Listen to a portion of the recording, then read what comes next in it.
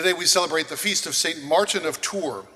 He was so popular in the early days of the church that he is the first saint to be given a feast day who was not actually a martyr. He was well loved. Why was that? Well, he does embody our gospel today. He had a life set out for himself, but it was not the life that God wanted, and time again, he acceded to God's wishes. We don't know the timeline of his life because his biographer, Sulpicius Severus, gives us the date that he died, 397, but not the date that he was born. So we never know exactly how old he is during the things that we hear about. But we do know that he was born in Hungary. His father was a very, very prominent military man, and when he retired, the emperor gave him a big tract of land in Italy and made him an aristocrat.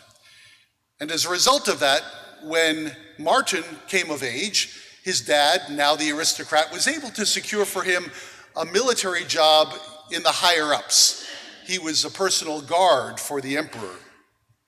Eventually, when the emperor went to Gaul, Martin followed him, guarding him there. From the age of 10, he had been interested in Christianity. Much to the chagrin of his parents, he would sneak off to attend Mass. And he became a catechumen, someone who was not yet baptized, but someone who was studying the faith. But he never took the final step at this point in his life of being baptized because the church was still pacifist at this time. You couldn't be in the army where you had to swear allegiance to the Caesar who was God and at the same time be a Christian. So he remained a catechist.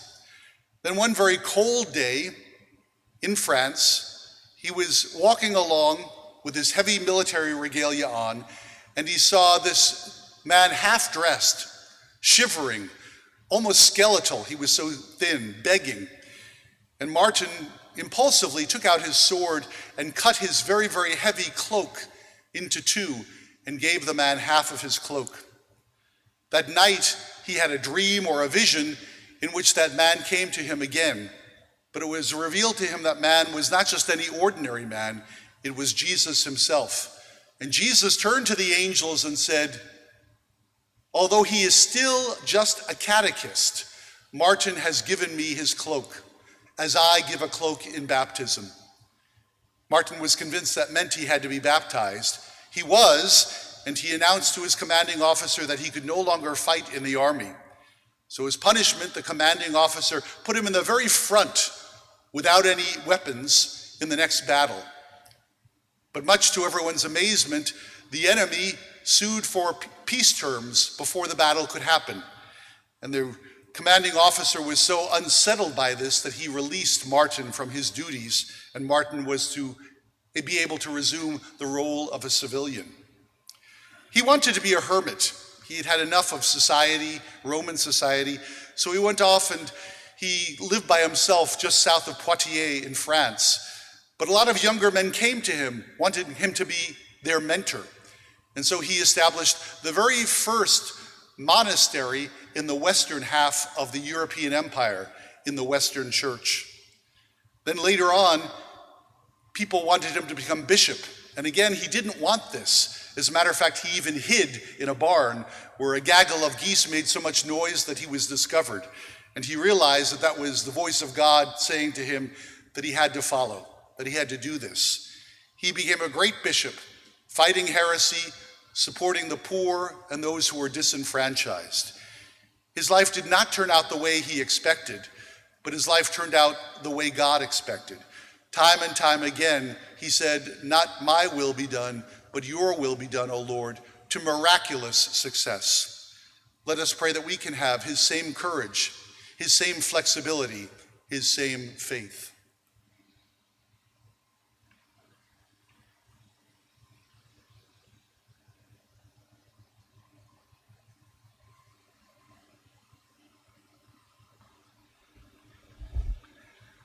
A little bit of trivia. The half of his cloak that he kept was seen as a holy relic. And so the cape was brought to several different small buildings where it could be housed for people to venerate. The word capella means little cape, and the building in which this little cape was stored came to be known as a capella, which in Italian today means chapel. We don't recognize it anymore, but every time we go to a chapel, that chapel originated in the idea of St. Martin of Tours Cape.